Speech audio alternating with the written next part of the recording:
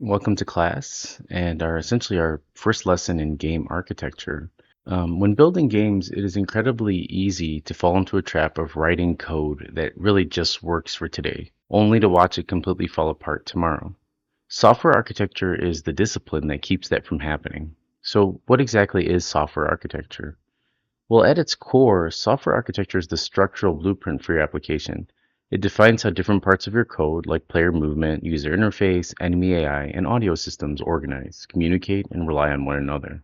A good analogy to describe software architecture is the architecture of a house. Bad architecture would essentially be that your plumbing is all just thrown behind drywall, and if a pipe leaks, you have to tear down the entire wall to fix it. Now, an example of good architecture is if a pipe leaks, you've built out all of these specific like access panels, and if you need to fix the issue, you just unscrew it like this guy's doing, and then the rest of the house remains completely untouched. In software, good architecture prioritizes maintainability, scalability, and extensibility. It ensures that adding a new feature today won't accidentally break a feature you wrote 3 months ago.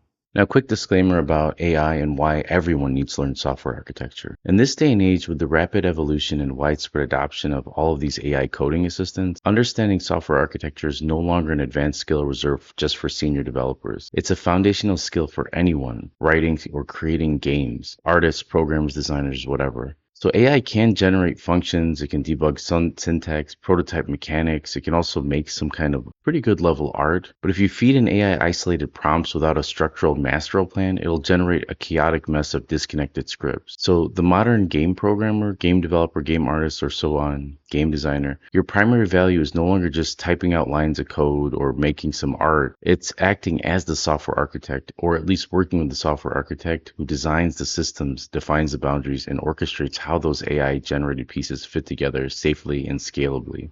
And if you have the four core fundamentals of making art and making code, you're going to have that much better product. So let's take a break from our lesson and reflect on what we learned. We're going to head back to our website and we're going to add a section essentially called Portfolio Prompt 1, and it could be Insights or Dev Blocks page. I think we created a page called Software Architecture before. We'll just put everything on there.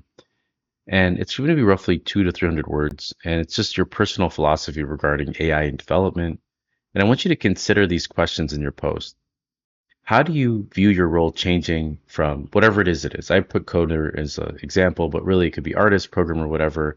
Now that AI can generate, elements within that. And then next, I want you to describe a time when a lack of clear planning or a structural blueprint caused an issue or a project that you were working on. There's proper planning prevents, poor performance. There's that saying.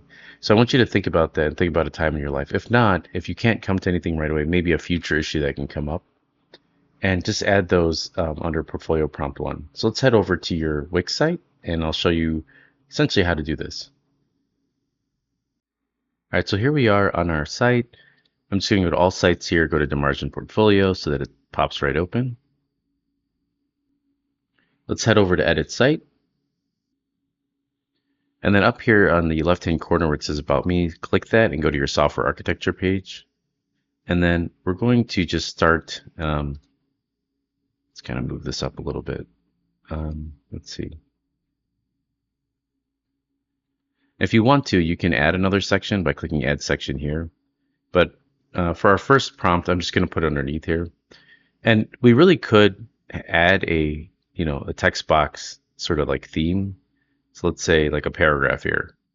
And this paragraph could explain, what these are about. Like, oh, these are a series of writing prompts, that sort of talk about software architecture. So people understand underneath it what it is. And then there's like different style elements, right? Like, you can do a decorative box, or, you can essentially add a basic shape like a line, and that'll separate it. And this is going to take a little bit of, kind of design on your part. Just have fun with it. Again, I'm not grading you on design. I'm just grading you on the content of what you're writing and our final project. So let's go ahead and add a text, and then we're going to do a title here. I'll just add we'll do heading 2, so it's slightly smaller than the other one. Actually, it looks like it's bigger. And then in here, we're going to put Portfolio Prompt 1, AI Developer Philosophy. And then below that, we can add our text box for our paragraph, and we want to kind of keep them the same font. So if you don't like Helvetica, you like another one, it's fine. And I think that looks pretty good. And let's see, let's make this a lot smaller actually. I think that's too big. Let's try, yeah, something like that. And then for our text here, let me go ahead and just pause it and paste in the text for our questions. So you would just kind of put the question, the answer to your question here. But you want to write it in sort of a like almost a philosophical, introspective way, right? So like, how do you view your role changing from a coder to system architect? And then you just kind of, again, this is you as a designer, artist, programmer, like your personal philosophy, right? Like I want you to think deeply about this. And if you need help, you can reach out to us and we'd be happy to give you more info about that. And I think this is a good stopping point for this lecture. And in the next one, we'll continue on with talking more about software architecture, how it relates to games, and then we'll be doing a lot more of these portfolio prompts. Don't forget to always save often in case your internet cuts out or whatever. And to see how it looks, you could always publish now and then, view the site and then click on software architecture here. And it doesn't look too bad. It's a little dated. Maybe we add pictures later and stuff. But for now, for the point of this exercise is you want to keep this portfolio throughout your entire time in the program.